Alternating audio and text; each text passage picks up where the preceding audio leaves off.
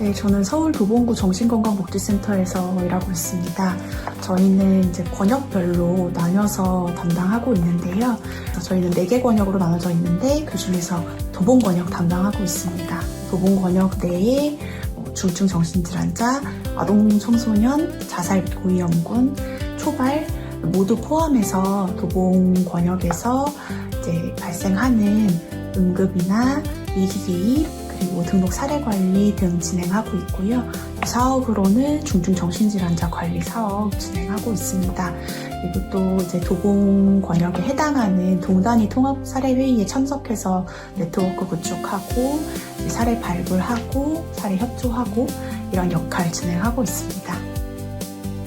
제가 채용 과정에서는 사실 이전에 저는 비전문 요원으로서 정신건강복지센터에서 한 5년 정도 그 이상 근무를 한 경험이 있어서 아마 그 경력에 좀 도움이 되지 않았나 싶습니다. 그래서 이미 비전문 요원으로서 센터의 전반적인 업무를 경험을 오랫동안 했었고 그 이후에 이제 병원에서 수련을 받으면서 병원에서 환자들이 어떻게 이 치료를 받고 지역사회로 돌아가는지 이 과정을 좀 이해하는 데 도움이 되었고 다시 센터로 돌아가는 그 채용 과정을 거쳤을 때도 제가 면접이나 이런 데서 제가 이전에 경험한 비전문 요원으로서의 센터 경험 그리고 병원에서 본 대상자의 모습 그리고 그들이 태어나고 나서 지역사회에서 이제 적응을 하실 때 저희가 센터에서 어떤 역할을 해드려야 되는지 그런 거에 대한 이해가 좀 이번 채용 과정에서는 좀 많이 도움이 되지 않았나 싶습니다. 이 분야를 선택하게 된 이유는 제가 이전에 비전문 요원으로서 정신건강복지센터에 계속 근무를 하면서 처음에는 이 분야에 대한 뜻이 확실하게 제가 뜻에 확신이 서지는 않았었는데 일을 하다 보면서 또 무엇보다 대상자를 많이 만나면서 확신을 좀 가졌던 것 같습니다. 정신질환자분들이 지역사회에서 적응을 하면서 스스로 자립해서 살아나기가 얼마나 힘든지를 알게 되었고 그 과정에서 사례관리자로서 역할이 굉장히 중요하다는 생각이 들었습니다. 사례관리자가 얼만큼 적극적이고 통합적인 서비스를 제공하냐에 따라서 대상자분들이 지역사회에서 자립하고 적응하고 스스로 일상생활을 해나가실 수 있는지가 많이 달라지는 것들을 봐왔어서 그래서 저는 내가 사례관리자가 된다면 또 역량을 길러서 대상자분들에게 더 도움이 되는 전문적인 지식과 경험을 통해서 더 풍부한 도움이 되는 사례관리자면 좋겠다라는 생각이 들어서 이 분야에 계속 일하게 되고 있습니다. 하루 저희 일과를 좀 말씀드리면 저희는 이제 정신건강복지센터다 보니까 하루의 일과가 몇 시부터 몇 시까지는 이 업무 이렇게 루틴하게 정해지기는 사실 좀 어렵고요. 그래서 저희는 대부분 이제 사례 관리가 주 업무이기 때문에 방문, 내소, 전화 상담 이렇게가 가장 많은 좀 시간을 차지하고 있고 개인별로 좀 시간을 배분하는 방식이나 이런 것도 좀 다르신데 아마 저 같은 경우에는 이제 9시에 출근을 하면 먼저 오늘 할 일 리스트를 좀 작성을 하고요. 그다음에 오늘 상담 일정들을 좀 체크를 합니다. 그래서 주로 이제 오늘 어떤 분을 만나고 방문을 나가야 되고 또 내소 상담이 있고 전화 상담이 있고 일반 상담은 어떤 분을 하게 되는지 이런 것들을 체크를 한 다음에 이제 이 상담 업무 이외의 시간에 제가 해야 되는 상담 결과 보고서, 의뢰 결과 보고서라든지 아니면 행정 업무, 기타 사업 관련된 일들, 다른 업무들을 이제 중간중간에 끼워 넣어서 급한 순서대로 우선순위를 짜서 이제 진행을 하고 있고요. 그 사이사이에 이제 응급 개입이 필요하거나 협조가 필요하거나 이런 부분들이 발생했을 때는 그걸 이제 우선적으로 해결을 합니다. 그래서 제 대상자의 응급 개입은 물론이고 이제 센터 내에 다른 회원분들 또는 이제 경찰분들 의뢰 통해서 들어오는 응급 개입 요청이나 이런 것들은 같이 협력해서 하려고 하고 있고요. 같이 그런 것들을 해결한 이후에 또 각자 해야 될 일들, 업무, 상담 이런 것들 진행하고 있습니다.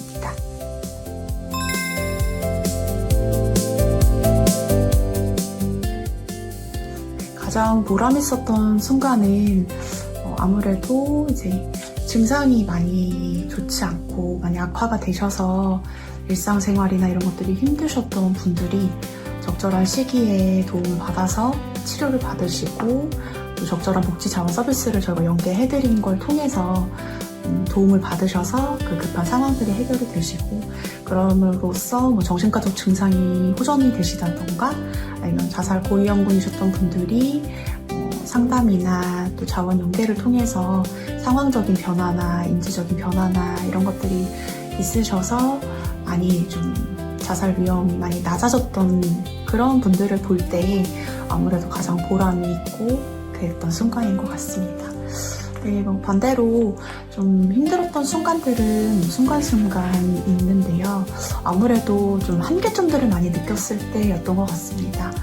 분명히 치료를 받으셔야 되고 또 저희 센터 등록하셔서 사례관리가 필요하신 분임에도 불구하고 협조가 잘 되지 않는다던가 병실이 낮아서 이런 필요성을 느끼지 못하시고 계속 거부를 하신다던가 치료를 거부하시고 중단하신다던가 이렇게 돼서 좀 증상이 악화되는 거를 보지만 해드릴 수 있는 것들이 없다고 느껴지는 그런 한계점들이 있을 때 그거를 마주했을 때가 가장 좀 마음이 좀 힘든 것 같습니다.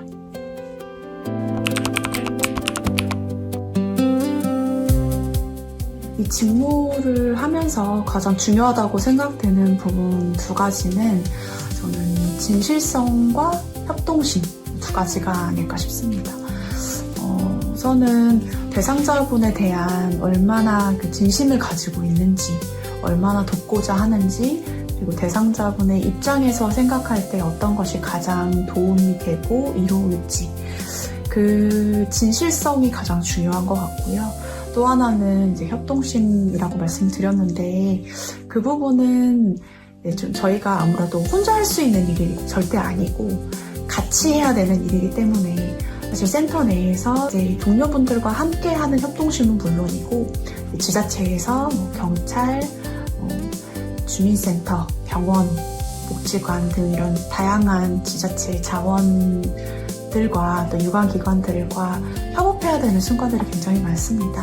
또 그런 순간에 저희가 회의도 해야 되고 직접 같이 동행 방문도 하고 있는데 그럴 때 서로 기관의 역할을 이해하고 협업하고 협동하려는 마음 그래서 결국에는 각각 기관의 역할들이 모여서 대상자분께 통합적인 서비스를 제공할 수 있기 때문에 우리 기관만 최고 그리고 나만 최고 이게 아니라 동료분들과 함께 그리고 각 유관기관 분들과 함께 해서 결국엔 대상자분들에게 어떤 좋은 서비스를 제공할 수 있을까를 고민할 수 있는 그 진실성과 협동심이 가장 좀 중요한 게 아닌가 싶습니다.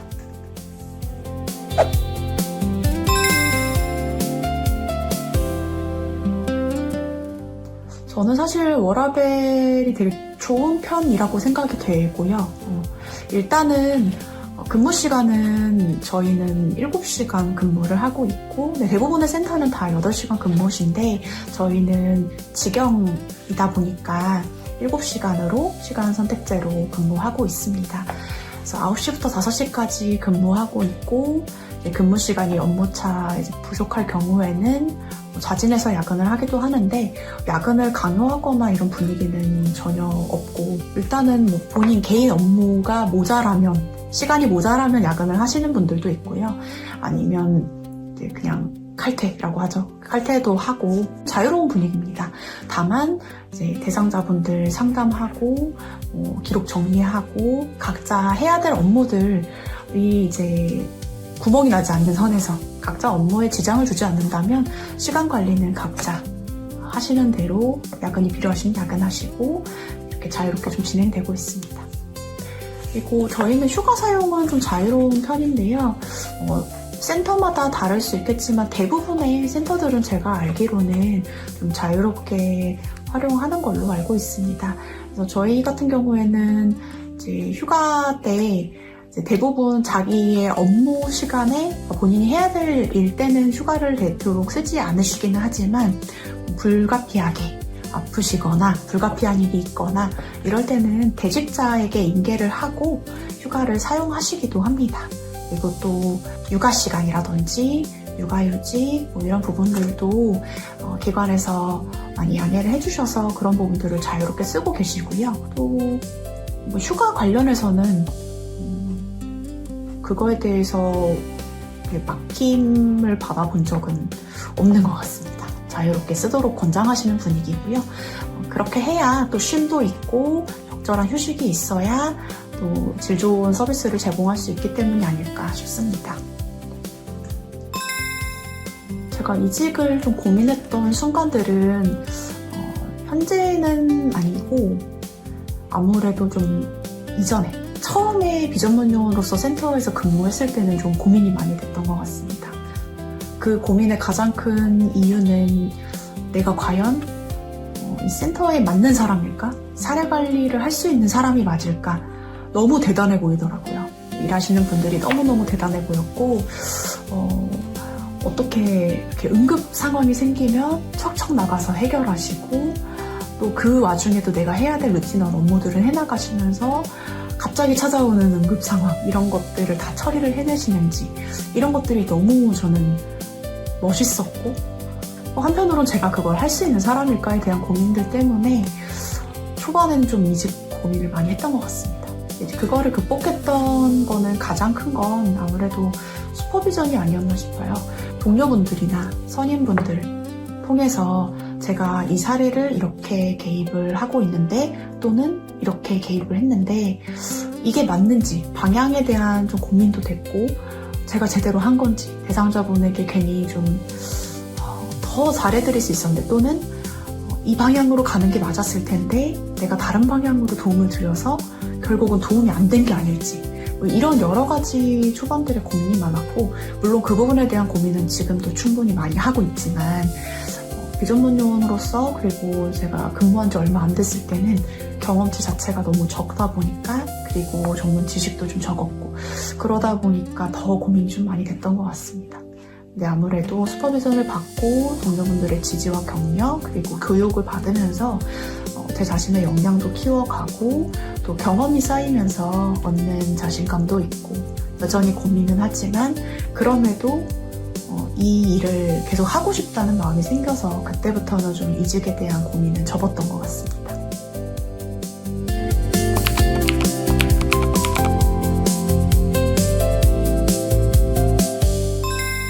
이 분야를 추천하고 싶은 분은 사실 갑자기 찾아오는 응급 상황이나 이런 부분들에 대해서 적극적으로 개입을 할 수 있고 그런 것들에 크게 불안을 느끼지 않으시는 분 그리고 밀착해서 사례 관리를 하고 대상자분들에게 그 삶에 개입을 하고 이런 것들을 좀 희망하시는 분들은 이 센터 업무가 잘 맞으실 것 같고요.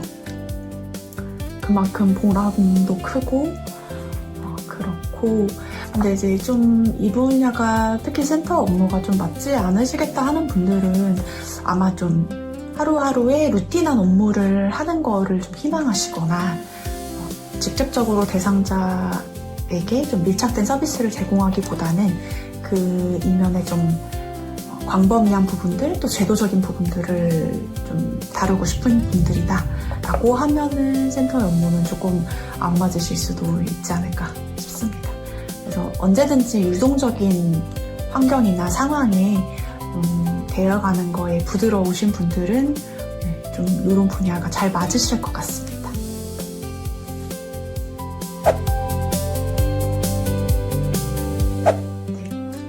위기 개입은 사실 센터 근무하다 보면 뭐 규칙적으로 발생할 수는 없고 정말 불규칙적이고 갑작스럽게 일어나는 편이고요. 적을 때는 한 일주일에 한두 번? 정말 적을 때는. 근데 좀 많다 할 때는 하루에 3건까지도 위기 개입이 필요한 경우들이 있습니다. 그 건이 이제 다 출동으로 연결되는 날도 있고요. 그냥 이제 미출동으로 안에서 유선으로 지원하는 경우도 있습니다. 그래서 경찰분들이 대부분 이제 응급 개입 같은 경우는 경찰분들께서 저희 쪽으로 유선으로 이제 요청을 주시는데 현장에 출동해서 대상자를 평가해달라는 요청도 있으시고, 그런 경우에는 저희가 웬만하면 출동 나가서 대상자 대면해서 평가하고 있고요. 또 직접적으로 시도를 하셨거나 아니면 정신과 치료력이 있는 게 확인이 되신 분이면 평가보다는 이제 바로 응급 입원이나 이런 걸 지원을 하는데, 그때 경찰분들께서 저희 쪽에 연락을 주셔서 그 입원 가능한 병상을 좀 확보해달라고 요청하시는 경우도 있습니다.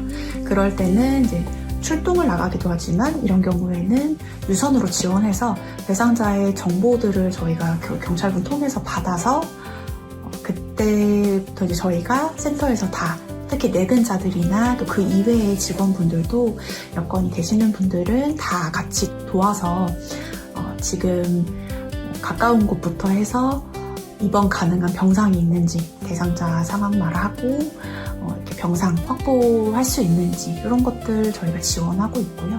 그렇게 해서 경찰분께 정보 전달하고 개입 종결하고 이렇게 미출동권으로 끝나는 경우도 있고, 대부분은 좀 출동권이 좀 많은 편입니다.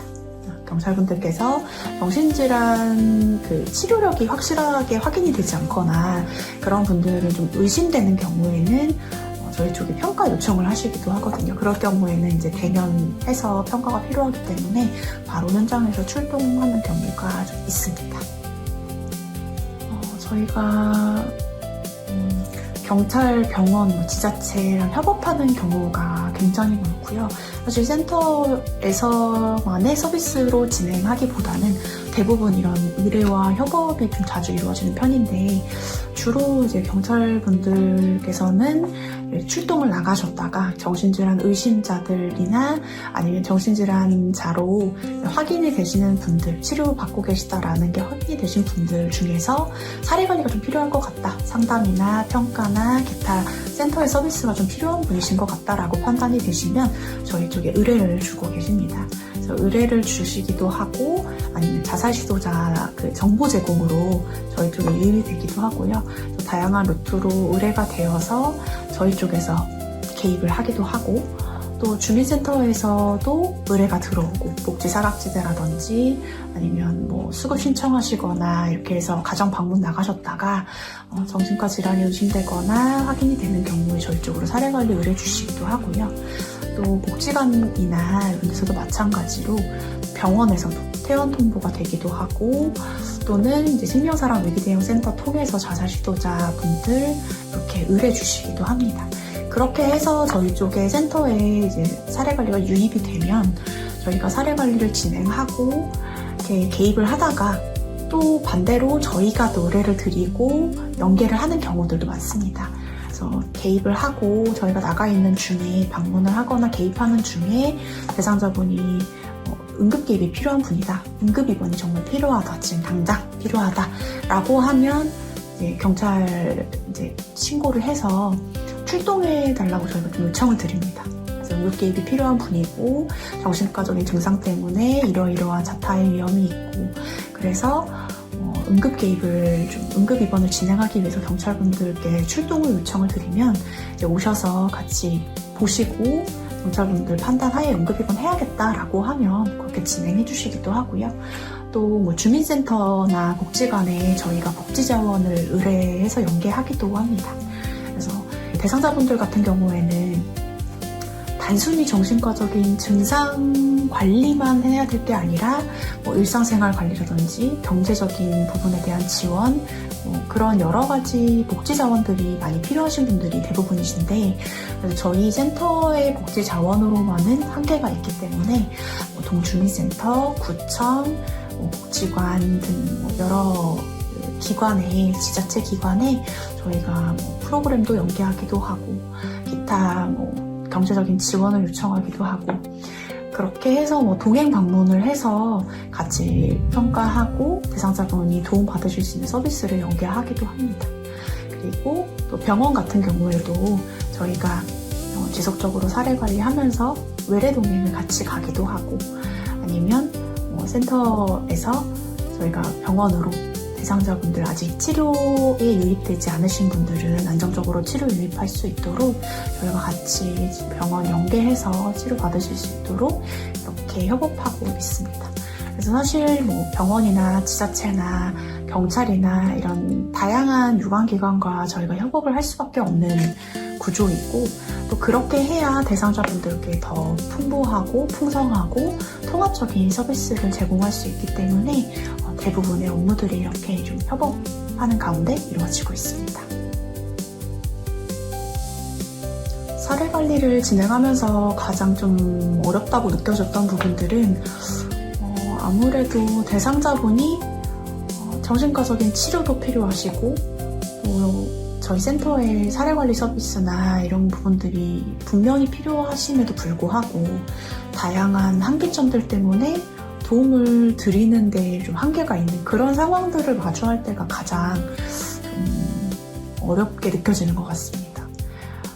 저희가 다양한 기관에서 의뢰를 받거나 이렇게 해서 이제 사례가 발굴이 되는데, 그때 즉각적으로 이제 치료가 필요하신 분들도 있고, 치료는 받고 계시지만 사례관리 서비스를 통해서 좀 더 통합적인 서비스를 제공을 하고, 또 증상관리나 약물관리가 잘 안 되시는 분들은 그런 부분들을 좀 저희가 도와드리고 이렇게 할 수 있는 부분들이 분명히 보이는데, 병식이 부족하시거나 아니면 보호자가 강력하게 반대를 하거나 거부를 하시거나 대상자분도 필요성을 느끼지 못하거나 병식이 부족하셔서 거부를 지속적으로 하시는 경우에는 저희가 그럼에도 불구하고 계속 설득을 하고 필요성에 대해서 안내드리고, 또 당장의 마음이 좀 없으시다면 또 저희가 정기적으로 또 모니터링, 전화 모니터링 하면서 또 다시 안내드리고 증상 모니터링 하고, 이런 식으로 계속 저희 센터 서비스에 유입되실 수 있도록, 또 치료에 유입되실 수 있도록 그렇게 계속 노력을 하고 있음에도 불구하고 결국에는 이제 센터 서비스를 거부하시거나 협조를 거부하시거나 이런 부분들을 마주할 때, 또 입원이 필요하신 분들인데 보호자가 좀 비협조적이어서 보호자가 있으나 보호자 역할을 제대로 받을 수가 없어서 기타 입원이나 이런 것들이 행정입원 진행도 어렵고, 그렇다고 보호입원이나 이런 것도 진행이 어려운 그런 중간에 있는 한계점들을 느낄 때, 그런 것들을 마주할 때가 가장 대상자분들 사례 관리하면서도 좀 어렵게 느껴지는 것 같습니다. 저는 감사하게도 아직까지는 이제 번아웃을 경험한 적은 없는데요. 누구에게나 언제나 찾아올 수 있는 게 사실 번아웃이긴 한데, 아직까지는 저는 순간순간에 힘들고 어려운 상황들은 있어도 이 모든 거를 놔버리고 싶을 정도로 무기력하고 소진을 경험한 경험은 아직은 없는 것 같습니다. 다만 그때 이제 작은 어려움들이나 이런 것들이 쌓여서 번아웃이 되는 것 같은데, 저는 사실은 그때마다 저희는 이제 슈퍼비전을 굉장히 자주 받고 있어요. 그래서 슈퍼비전을 저희 팀 내에서도 받고 번역별로도 슈퍼비전을 매번 받고 있고, 또 정신과 전문의 교수님이 오셔서 매주 주 1회마다 사례 슈퍼비전을 주시고 계시고요. 이런 과정들을 거치다 보니까 끊임없이 동료분들과 그리고 같이 하는 번역 선생님들과 많이 고민하면서 사례 관리를 하고 있습니다. 이 대상자를 만나고 와서 내가 이렇게 하는 게 맞는지, 이렇게 개입하는 게 맞는지, 그리고 이렇게 개입하는 것보다 더 나은 방향, 또 더 좋은 방향으로 개입할 수는 없었는지, 이런 것들도 계속해서 고민하고 슈퍼비전 받고, 또 그런 과정에서 제가 해야 되는, 내가 이 사례 관리를 하면서 대상자분께 어떤 도움을 주고 있고 또 어떤 도움을 줄 수 있는 사람이고, 이런 것들을 끊임없이 되새길 수 있어서 이런 것들이 좀 소진을 예방하는 데 많이 도움이 되는 것 같습니다. 그리고 좀 사례 관리를 하면서도 어느 순간 이제 사례 관리를 계속 진행하다 보면 루틴하게 이제 만나는 분들, 꾸준하게 대면하고 있는 분들, 큰 증상의 변화가 없으신 분들, 이런 분들은 사실 대면하다 보면 매너리즘에 빠지기도 좀 쉽거든요.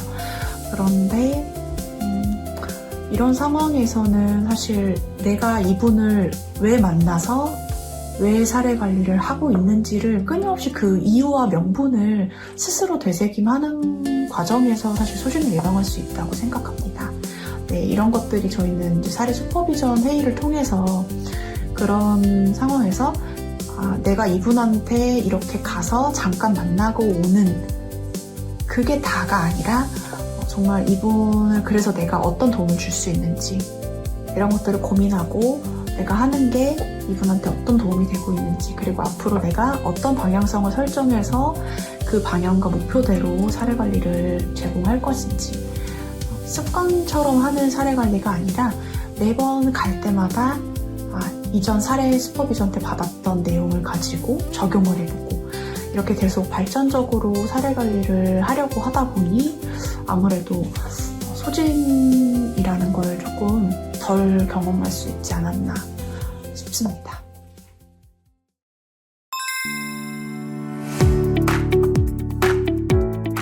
일단 시작하시고 경험해 보시는 걸 추천드립니다.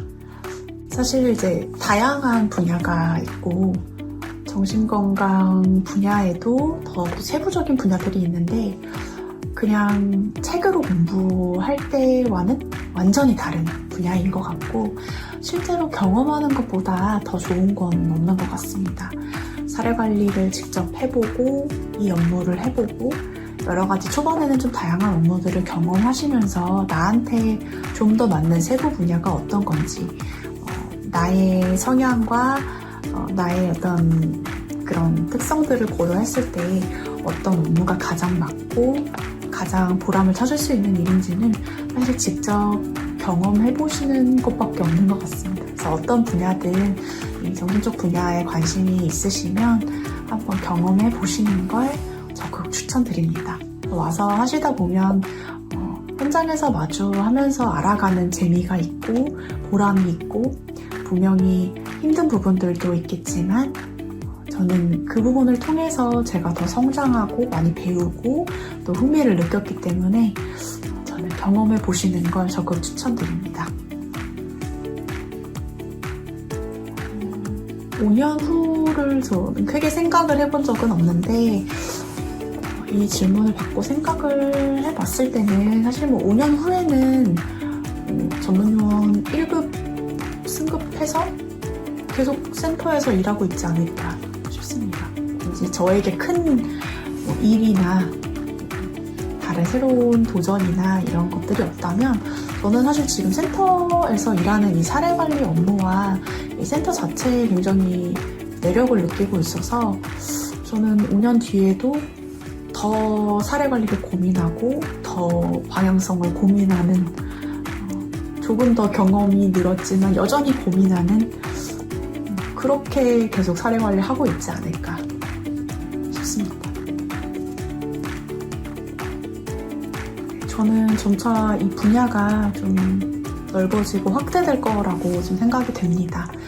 앞으로 정신건강 분야에서 좀 도움을 필요로 하시는 분들은 점점 많아질 거라고 생각이 되고요. 그렇게 될 수밖에 없고 근데 그때에 그냥 통합적으로 그리고 넓은 전체적인 서비스도 중요하지만 정신건강 분야 내에서도 세부적인 전문 분야를 키워서 역량을 좀 키운다면 앞으로 도움이 필요하시는 분들이 원하는 서비스 그리고 그분들에게 특화돼서 도움을 드릴 수 있는 그런 전문 분야에서 성장을 할 수 있는 기회를 많이 경험을 한다면 분명히 미래에 더 정신건강 분야가 확대될 때에 저희가 그 역량을 발휘할 수 있고 또 그로써 또 대상자분들에게 더 전문적인 서비스를 제공함으로써 분들께 도움을 드릴 수 있는 역할을 할 수 있지 않을까